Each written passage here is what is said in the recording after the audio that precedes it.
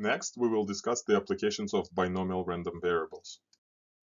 What makes binomial random variables quite useful is the following fact. If a certain ratio of the population possesses a certain property and a sample of size less than 5% of the population is obtained, then the number of objects that possess the property in the sample is a binomial random variable. Note that when the sample size is more than 5% of the population, the same holds only if the sample is obtained by sampling with replacement.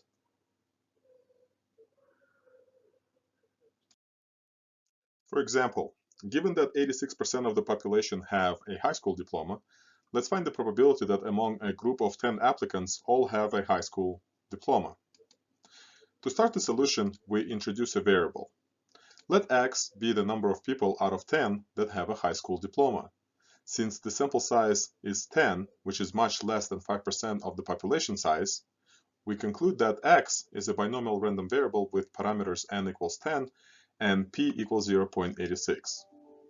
The probability that among a group of 10 applicants all have a high school diploma can be found by using the formula for k equals 10. So the probability that all 10 applicants have a high school diploma is roughly 22%. With enough effort, we can create the frequency distribution table for x and use it to find the following probabilities. The probability that more than half of applicants have a high school diploma can be expressed by the following expression. Next, we identify the described event and find the probability of the event. Similarly, the probability that at most 8 applicants have a high school diploma can be expressed by the following expression. Next, we identify the described event and find the probability of the event. And finally, the probability that between 4 and 7 inclusively have a high school diploma can be expressed by the following expression.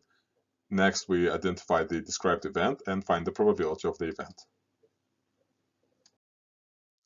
In addition to finding the probabilities, we can also find and interpret the expected value of x and the standard deviation of x. In this example, we would expect 8 or 9 applicants out of 10 to have a high school diploma. Similarly, we can apply the concept of a binomial random variable in many other scenarios.